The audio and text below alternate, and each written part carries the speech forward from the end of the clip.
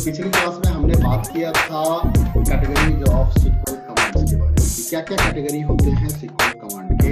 हमने इन सारी चीजों को देखा था पिछले वीडियो में, ठीक है। तो मैंने बताया था कि there are 3 categories of actually SQL statements are classified into the 5 categories, but we have to learn only 3 categories, so that's why I am talking about the only 3 categories. हम सिर्फ 3 के बारे में बात कर रहे हैं और वो 3 ही आपके लिए इंपॉर्टेंट है, तो आप इसी को ध्यान रखिएगा।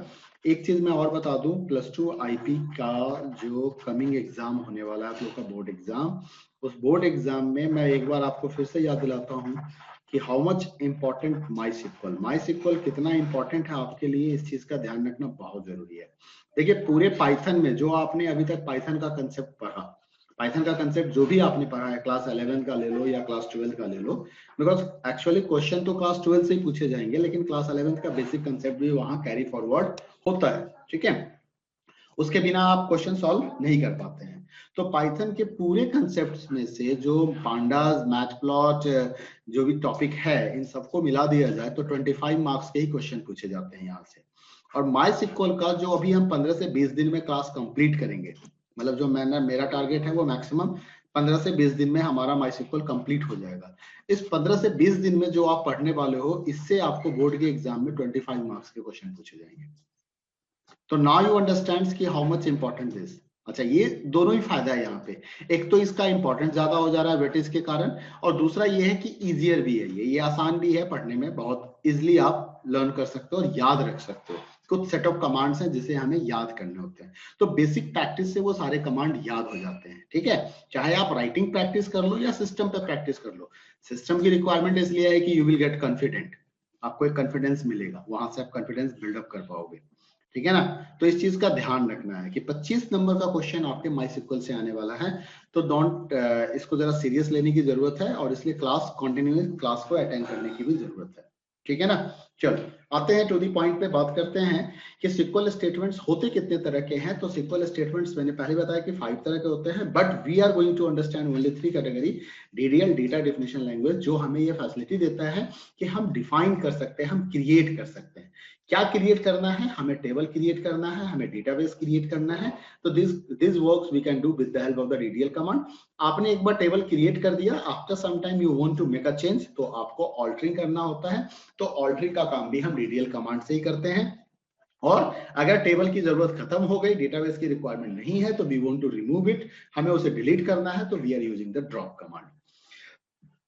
There are 2 different types of the commands are also available in this DDL category, and that is used for the granting permissions and taking permissions, ठीक है। किसी को परमिशन देना, किसी को प्रिविलेज देना, किसी को राइट्स देना, this work you can also do with the help of the grant and revoke command, and this command comes under the category of DDL command. There are some maintenance command also that is used to maintain the database, okay, and these 2 commands are generally used by the database administrator.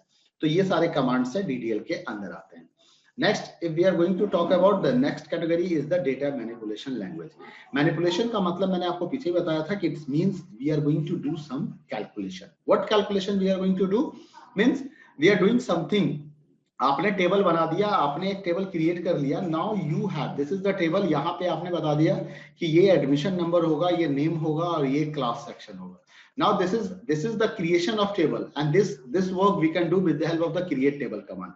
हम DDL command की मदद से ये काम कर लेते हैं। अब इस टेबल के अंदर में हमें रिकॉर्ड इंसर्ट करने हैं, मतलब इंफॉर्मेशन को राइट करने हैं, डेटा राइट करने हैं। तो वो राइटिंग का काम कैसे होगा, for that we have a DML command, data manipulation language command, ठीक है। And this command is provide us the facility to perform the manipulation, and manipulation का मतलब होता है डेटा को रिट्राइव करना। This is the most important component, ठीक है। डेटा इंसर्ट करना मतलब रिकॉर्ड को ऐड करना, that is called insert.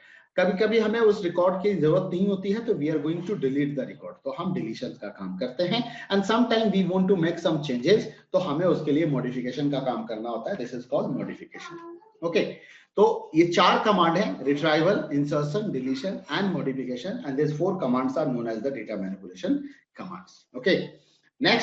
Next is the transaction control language. ये ट्रांजैक्शंस का मतलब क्या होता है कि जब कभी भी आप टेबल्स के अंदर काम करते हैं, ठीक है, आपने किसी रिकॉर्ड को इंसर्ट किया, तो एक रिकॉर्ड इंसर्ट होना मतलब एक ट्रांजैक्शन कहलाता है। हमने रिकॉर्ड को डिलीट कर दिया, तो रिकॉर्ड का डिलीट हो जाना एक ट्रांजैक्शन कहलाएगा, ठीक है, आपने रिकॉर्ड को अपडेट किया तो that is also known as the transaction. तो नॉर्मली कहता है कि एक सक्सेसफुल सिस्टम की क्वालिटी ये होती है कि कोई भी ट्रांजैक्शन इन बिटवीन नहीं होता है, ट्रांजैक्शन कंप्लीट होना चाहिए हमेशा। कहने का अर्थ है कि आप एटीएम मशीन के पास गए, आप यहाँ पे खड़े हो गए, आपने अपना एटीएम कार्ड निकाला, मशीन में इंसर्ट कर दिया, आपने पिन डाला, आपने मनी ट्रांजैक्शन किया, ड्यू टू टेक्निकल ग्लिच क्या हो गया, आपके पैसे बाहर नहीं आए। तो पैसे बाहर नहीं आए और आपके अकाउंट से -500 रुपीज दिखना शुरू हो गया, तो ये तो गलत है ना। तो अब इसी चीज को क्या किया जाएगा, कंट्रोल किया जाएगा। कैसे कंट्रोल किया जाएगा, आपने तो मनी विड्रॉ करने का कमांड दे दिया था यहाँ पे, लेकिन due to technical glitch, internet problem हो गई, कुछ सिस्टम का इश्यू आ गया, वो पैसा बाहर नहीं आया, तो वो पैसा एटीएम मशीन में ही रह गया। ठीक है, एटीएम मशीन ने ये दिखाया कि आज के डेट में इतना रुपये का ट्रांजैक्शन हुआ था, और जब उसका रिकॉर्ड मैच किया गया तो पाया गया कि 500 रुपया ज्यादा आ गया। अब क्या करेगा, सिस्टम एडमिनिस्ट्रेटर चेक करेगा कि ये 500 रुपया किसके नहीं निकले थे, तो वो देखेगा कि इस पर्टिकुलर एक्स नाम के बंदे का जो अकाउंट है उसमें से 500 रुपया कट तो गए थे, लेकिन मशीन ने बाहर नहीं दिया। वो क्या करेगा, इस 500 रुपया को वापस आपके अकाउंट में रिवर्ट कर देगा। तो जो -500 था वो क्या हो गया, +500 में कन्वर्ट हो गया। तो ट्रांजैक्शन क्योंकि फेल हो गया था, तो उस ट्रांजैक्शंस को प्रीवियस स्टेट में ले गया गया। इसको कहते हैं डेटा इनकंसिस्टेंसी, डेटा के कंसिस्टेंसी को मेंटेन किया गया या इंटीग्रिटी को मेंटेन किया गया यहाँ पे। तो ये चीज कैसे होता है, this work can be done with the help of the transaction control language.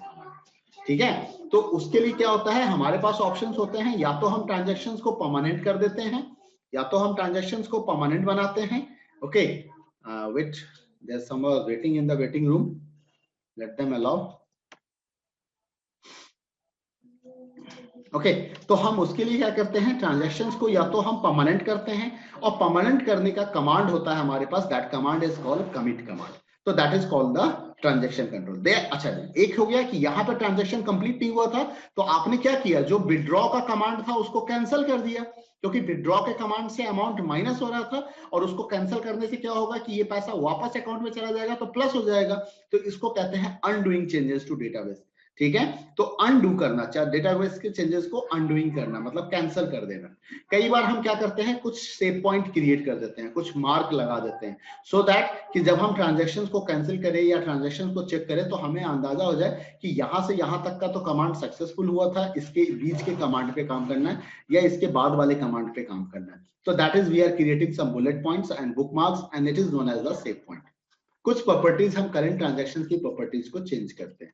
तो these all commands are known as the transaction control language command. हम इन सभी कमांड के बारे में in the next topic we are going to learn it and we are going to understand it also. ठीक है, तो अब आपको ये 3 कैटेगरीज के बारे में बात करना है एसक्यूएल कमांड्स के बारे में। तो चलते हैं हम एसक्यूएल की बात करते हैं। और जैसे कि मैंने आपको पाइथन के अंदर हम लोगों ने पढ़ा था, हमने बताया था आपको कि जब हम पाइथन की बात करते हैं तो सबसे पहला बात हुआ था टोकन, और टोकन के बाद हमने बात किया था डेटा टाइप्स के बारे में। डेटा टाइप्स के बारे में हमने क्यों बात किया था, अगर आपको याद होगा, यू जस्ट रिमाइंडेड कि आपको कुछ वेरिएबल की जरूरत थी, आपने एक्स वाई नाम के कुछ वेरिएबल बनाए, आपने एक्स को वैल्यू 50 दे दिया, आपने वाई को वैल्यू अपर्णा दे दिया। तो क्या है ये, आपने एक्स वाई को अपर्णा दे दिया, एक्स को 50 दे दिया, आपने जेड को कुछ वैल्यू इस तरीके से लिख के दे दिया। तो क्या मतलब है ये, तो इसका मतलब आपने अलग अलग तरह के वैल्यू दिए वेरिएबल को, तो वेरिएबल का टाइप चेंज हो गया। वेरिएबल का टाइप चेंज होते ही क्या हो गया, उस पे क्या क्या कैलकुलेशन हो सकता है, किस किस तरह के कैलकुलेशन हो सकते हैं, this all things you are going to decide now. ये सारी चीज यहाँ डिसाइड होंगे, इसकी मदद से डिसाइड होने वाले हैं। ठीक है, तो ये कौन डिसाइड कर रहा है, ये डेटा टाइप डिसाइड कर रहा है कि what operations you can apply on X variable, what operation you can apply on Y variable, what operation you can apply on Z variable. तो like the same way here we are also going to store the information, हमें informations को store करना है। अब informations को store करने के लिए आपने क्या किया, एक टेबल क्रिएट किया। अब टेबल क्रिएट करने के बाद आपने क्या किया, आपने बोला कि ये मेरा एम्प्लॉय आईडी है, ये मेरा एम्प्लॉय का नाम रहेगा, यहाँ पे एम्प्लॉय का डेट ऑफ बर्थ रहेगा, यहाँ पे एम्प्लॉय की सैलरी रहेगी। तो आपने 4 इंफॉर्मेशन बता दिए कि 4 तरह के इंफॉर्मेशन रहेंगे। तो जब आपने डिसाइड कर लिया कि this is the name of the attribute, this is the name of the column, EID, Ename, EDOB and Esal, तो आपको ये भी तो बताना पड़ेगा कि what types of value you are going to store in EID. The value is number, the value is string, या value is something different. आप किस तरह से नाम में स्टोर करोगे, that value is the numeric value और string value. Date of birth किस फॉर्मेट में स्टोर होगा, सैलरी किस फॉर्मेट में स्टोर होगा। तो this things you can decide with the help of the data type. So in the MySQL also we are having the data type. So data types means to identify the type of the data and associated operations for handling it. Data को हम handle भी करेंगे. Why we are going to store the information? Because we want to process it. हमें उसे process करने की जरूरत होती है, and that's why we want to store the information. So when you are going to store the information, it is your moral duty you provide the information about the data also. कि this information belongs to this category and this information is belong to that category. It means system will automatically understand कि what is the use of the plus operator. If I am writing 5 plus 6, system will understand कि because both are the integer, it's going to give you 11. But at the same time, if I am writing single quote 5 plus single quote 6, system is going to give you 5 6. Why? Because both are the different data type. Both are the different data type. So the same operator is going to work differently. Same symbols is going to behave like a different way. So that is the importance of the data type. Now, a value data type associated a fixed set of properties with that value. So some commonly used data type of the MySQL. Now we are going to learn about the some commonly used MySQL data types. So the first category, that is known as the char. The first category is the char data type, and you can store the string value and the range of the value 0 to 255. Maximum 255 characters you can store in this. This is the varchar. Here also we can store 255 characters. Normally we are using only these two data types. So I'm not going to tell you to remember everything, but I'm going to tell you at least remember these two data types, char and varchar. This two data types is the important for you. The next is the tiny text, that is also allowed to 255 characters. And this is the text, means if you are going to store the large information, you are going to write some paragraph about the particular data, then for that purpose you require text data type because it allows 65,535 characters. There is a blob also, binary large object. It is known as the binary large object. So we can use the blob data type also, but we are not going to use in our topic. And so I told you earlier that we are going to use only these two data types. So you require, you are requested to just learn about these two and remember about these two data types also. But there are large set of the data types, so I'm just going to tell you what are the different data types are there. Okay, so now medium text, that is allow approx. Look at this, how many characters you can store. This is the maximum number of characters are allowed. This is the medium blob. Okay, and this is the long text. Look at this, how long characters, how many characters you are going to store here. This is the long blob. This is the teeny int. This is the teeny int. This is the teeny int, means integer. If you have to store the small value minus 128 to 127, that value you can store here. This is the small int, minus 32,768 to plus 32,767. This much bigger value, this much smaller, and this much bigger value you can store here. This is the medium int. Look at this. What is the range of this value? It's approx 83 lakh 88,608 and 83 lakh 88,607. Okay, and this is the integer. So look at this, it's a very bigger value is here, and this is the big integer. If you want to store this much bigger value and this much smaller value, you require to use the data type big int. Okay, so these all are the integer data type. Okay, these all are the string data type. So look at this, a rich set of the string data type is available here. Okay, and this set of the integer data type is available here. Now we are going to talk about the decimal data type. So decimal data type means we are want to store the value. That value is containing the decimal point, means there are some fractional values are there, possibilities of this. So how many types of the decimal data type? The first is the float. We all are familiar with the float. In Python, you also learn about this.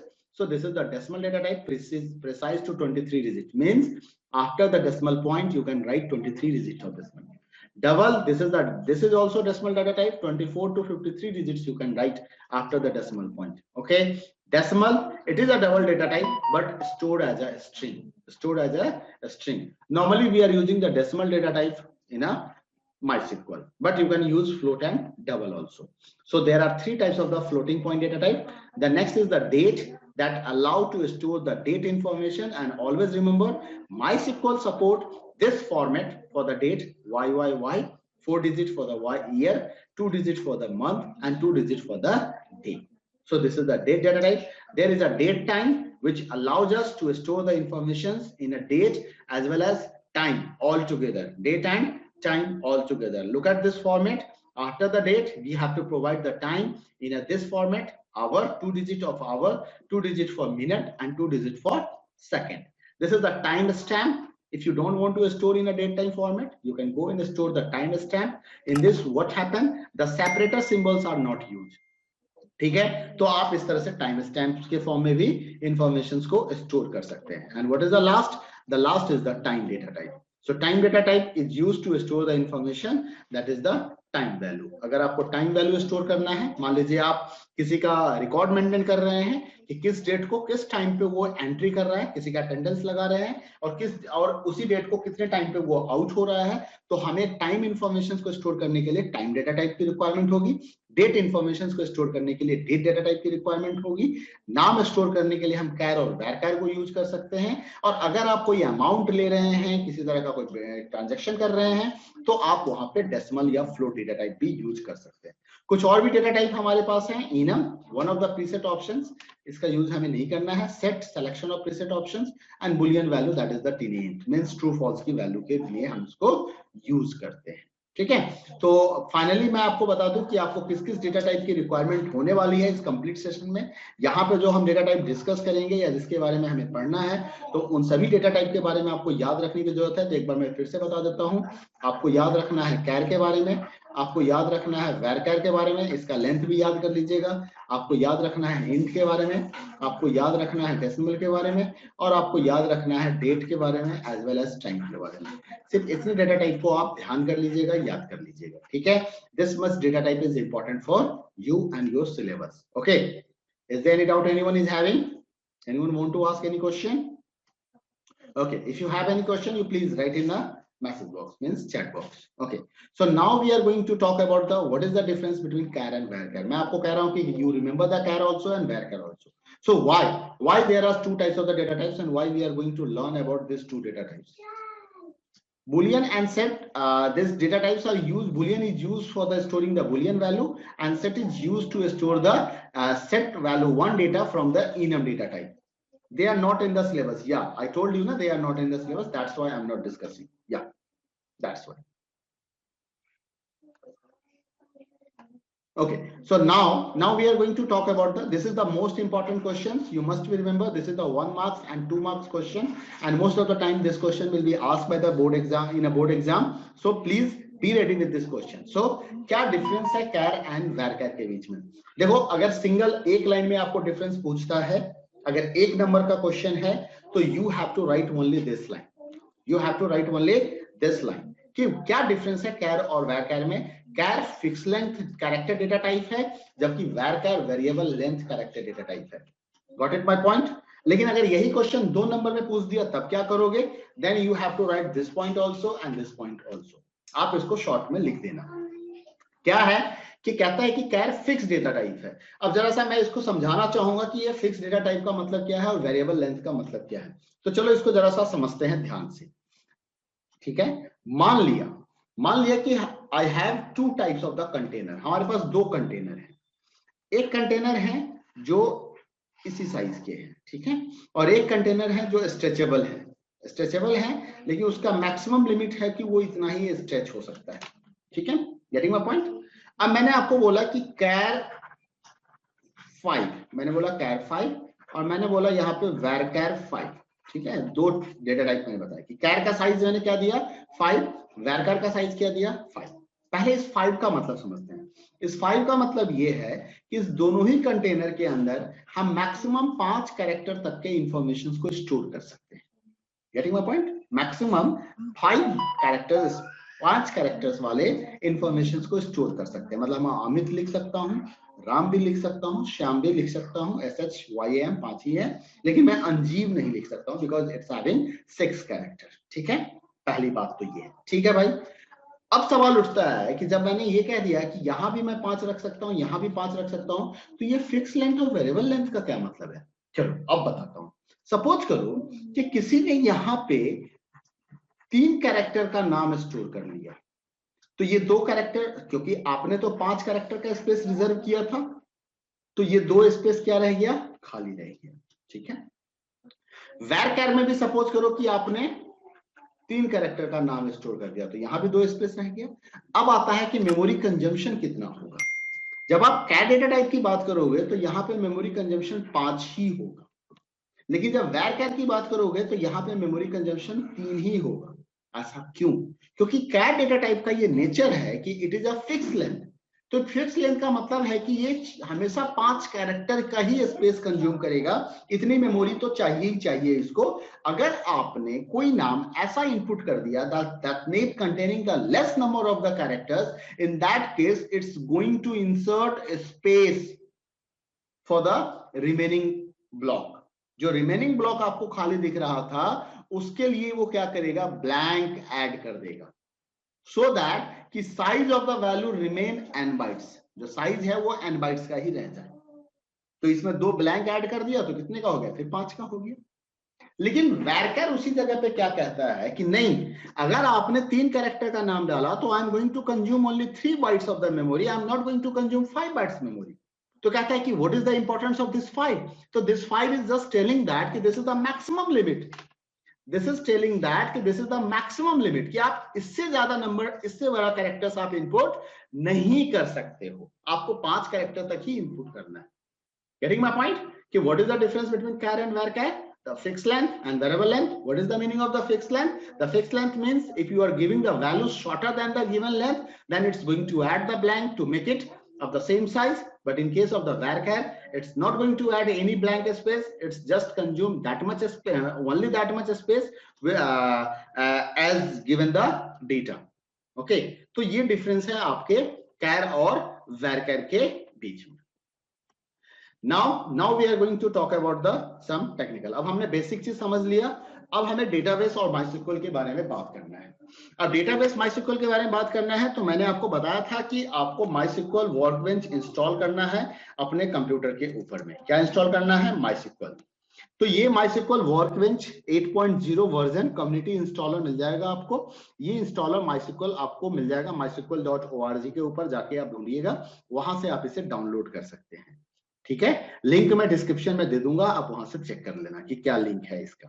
आपको इस app को install करना है, download करने के बाद आपको इसे इंस्टॉल कर लेना है अपने लैपटॉप और डेस्कटॉप के ऊपर। इंस्टॉल करने के बाद आप उसे कॉन्फ़िगर भी ऑटो कॉन्फ़िगर हो जाता है, वो आपसे यूजर आईडी और पासवर्ड, यूजर आईडी तो नहीं पूछेगा, पासवर्ड पूछेगा।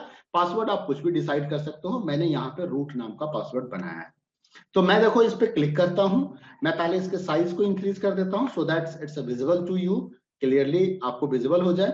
तो मैंने इसके साइज को थोड़ा सा इंक्रीज कर दिया, ठीक है। अब ये कुछ बिगर साइज का हो जाएगा, तो मैं जरा सा इसको स्मॉल साइज का भी अपने हिसाब से बना लूं। या अब देखिए, now it's going to ask you password, ये मेरे से पासवर्ड पूछ रहा है, ठीक है। तो पासवर्ड मैंने क्या डिसाइड किया हुआ है, मैंने इसका पासवर्ड रखा हुआ है small ROT, ROOT, that is the root. मैंने इसका पासवर्ड क्या रखा है, रूट रखा है। रूट रखते ही क्या हो जाएगा, ये हमारा MySQL का कमांड प्रॉम्प्ट आ जाएगा। देखिए, this is called command prompt. क्या कहते हैं इसको, कमांड प्रॉम्प्ट। ये सॉफ्टवेयर क्या मैंने यूज किया है, मैंने यूज किया है MySQL 8 command line client, command line client. अब जरा याद कीजिएगा, मैंने आपको बताया था कि whenever you install the MySQL, it's going to create their 2 instance, उसके 2 इंस्टेंस क्रिएट होते हैं। एक इंस्टेंस होता है जिसको कि आप क्या कहते हो, that is called server, that is called server. तो एज्यूम करो कि ये सर्वर है आपका, जो आपके कंप्यूटर के अंदर ही है, ठीक है। और ये क्या बना, आपका क्लाइंट बना। क्लाइंट ने क्या दिया, हमें प्रॉम्प्ट दिया, जहां पे हम अपने कमांड को टाइप करेंगे। अब जो भी कमांड हम टाइप करेंगे इस क्लाइंट इंटरफेस के थ्रू, वो क्या होगा, सर्वर के पास जाएगा।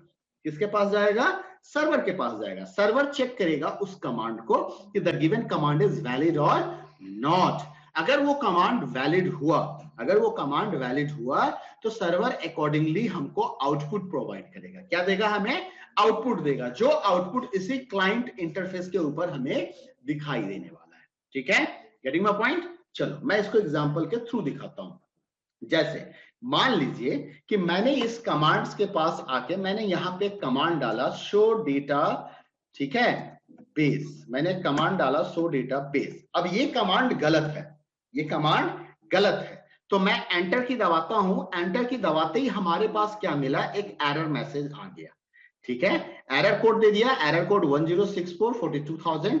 You have an error in your SQL syntax for the right syntax to use near database. अब इसने मुझे बता भी दिया कि इस डेटाबेस के आसपास कोई गलती की है मैंने, तो ये कह रहा है कि इसको जरा चेक करो. लाइन नंबर 1, एक ही लाइन में कमांड लिखा हुआ था, तो इसने मुझे बता दिया कि यहाँ पे कमांड है. अच्छा, एक चीज आपको और ध्यान रखना है कि MySQL is not a case sensitive, not a case sensitive. What is the meaning of case sensitive? Anybody can tell me? Sensitive का मतलब क्या है यहाँ पे, कोई बताएगा मुझे? या सेंसिटिव का मतलब होता है कि आप कमांड को कैपिटल ए में लिख दो या आप कमांड को स्मॉल ए में लिख दो. MySQL के लिए दोनों ही सेम है, दोनों ही सेम है. Python is a case sensitive language. वहां पे अगर आप कैपिटल ए स्मॉल ए लिखोगे तो they treat both as a different characters. लेकिन MySQL कहता है कि the both are the same for them. क्यों कहता है, अब जरा सा मैं आपको दिखाता हूं जरा सा. अब आते हैं हम कमांड प्रॉम्प्ट पे, ठीक है. और यहां पे मान लीजिए मैंने कमांड लिखा शो डेटा बेसेज. मेरा जो एक्चुअल कमांड था वो कमांड था show databases. I want to check how many database are available in MySQL. जब आप MySQL इंस्टॉल करते हो, now it's giving the output, it's giving the output properly, there is no mistake in this command. ठीक है, मुझे output मिल गया. अब मैं इसी कमांड को कैपिटल लेटर में टाइप करूंगा. ध्यान से देखिएगा, मैंने कैपिटल लेटर में इसी कमांड को टाइप किया. शो डेटाबेसेस को मैंने कैपिटल में टाइप किया, एंटर की दबाया and I am getting the same output. अब देखिए यहां भी आउटपुट जिस फॉर्मेट में, जिस कैरेक्टर में दिखाया गया था, बिल्कुल same format, same alphabet, same चीज में हमें आउटपुट यहां भी मिल रहा है. टोटल नंबर ऑफ डेटाबेस कितने हैं हमारे पास? 10 है. इसका गिविंग द मैसेज कि देयर आर 10 रोज. इसने क्या बताया कि हमारे पास टोटल 10 रोज हैं. ठीक है, तो 10 रोज हैं, 10 डेटाबेस अवेलेबल है हमारे पास यहाँ पे. ओके, अब देखिए ये इंफॉर्मेशन स्कीमा जो है ये इसका डिफॉल्ट डेटाबेस है. MySQL इसका डिफॉल्ट डेटाबेस है, ये बाय डिफॉल्ट क्रिएट हो जाएगा अपने आप. परफॉर्मेंस इसका डिफॉल्ट डेटाबेस है, सकीला इसका डिफॉल्ट डेटाबेस है. ठीक है, सिस इसका डिफॉल्ट डेटाबेस है, वर्ल्ड इसका डिफॉल्ट डेटाबेस है. तो अब ध्यान से समझना, world 1, sys 2, Sakila 3, performance schema 4, MySQL 5 and information schema 6. Total 6 database by default create हो जाते हैं इसके पास, बाय डिफॉल्ट क्रिएट हो जाते हैं if you are installing the MySQL first time on your computer. आप इंस्टॉल करने के ठीक बाद चेक कर लेना, तो आप देखोगे कि ये सारे जो इंफॉर्मेशन, ये जो सारे आपके डेटाबेस थे, ये डेटाबेस, ये डेटाबेस और ये डेटाबेस, ये डेटाबेस और ये डेटाबेस और एक ये डेटाबेस, ये ऑटोमेटिकली मिलेगा. तो क्या मेरा है इसमें, स्कूल नाम का डेटाबेस ये मैंने क्रिएट किया है, SSH नाम का डेटाबेस ये मैंने क्रिएट किया है, टीचर नाम का डेटाबेस मैंने क्रिएट किया है, वर्कशॉप नाम का डेटाबेस मैंने क्रिएट किया है. तो these are the my own database. Okay, अब बात आती है कि डेटाबेस होता क्या है. देखिए मैंने आपको पीछे भी बताया था कि MySQL में जब आप काम करोगे तो हमें जरूरत होती है डेटाबेस की. ठीक है, डेटाबेस क्या है? It is just like a folder, it is just like a folder. वो एक फोल्डर है, ठीक है, जिसके अंदर में आप टेबल्स को, व्यूज को और अदर चीज को स्टोर करते हो, इंडेक्स को स्टोर करते हो. तो यू कैन से दैट कि it is just like a environment, it is just like a place where you are keeping your tables and everything. तो MySQL के अंदर में काम करने के लिए the first thing you have to do, first you have to either create a database and after creating a database you have to open your database. और आप कह सकते हो कि आपको अपने डेटाबेस को चेंज करना होगा. देखो पहला काम है कि डेटाबेस क्रिएट करना, और अगर डेटाबेस क्रिएट हो चुका है, सपोज करो कि आज आपने एक डेटाबेस क्रिएट कर लिया, तो क्रिएट करने के बाद क्या काम आएगा? तो क्रिएट करने के बाद काम आएगा कि you have to open your database. आपको अपने उस डेटाबेस को ओपन करना होगा. ओपन कैसे करते हैं? तो we have a one command to the open the database, that is called use command, that is called use command. लेकिन ओपनिंग करने से पहले हमें यह भी तो पता हो कि how we will create the database. तो क्रिएट करने के लिए हमारे पास एक कमांड है and that command is called create database. क्या कमांड का क्या नाम है? Create database. तो हम क्रिएट डेटाबेस कमांड को यूज करेंगे. क्रिएट डेटाबेस को यूज करने का दो तरीका है, और इसके कह सकते हैं कि दो कमांड है. एक कमांड होता है क्रिएट डेटाबेस ओनली, और एक कमांड होता है create database if not exist, if not exist, EXISTS, and then after this we are giving the DB name. DB मैं शॉर्ट में लिख रहा हूं, इसका मतलब हो गया डेटाबेस का नाम लिखना होता है. You are free to give any name to the database, but आपको इस चीज का ध्यान रखना है while you are giving the name of the database, it is a case, don't give the space in between the database name. तो अब जरा सा देखिए, मैं एक डेटाबेस क्रिएट कर रहा हूं आपके लिए. Okay, I am going to create CREATE create database.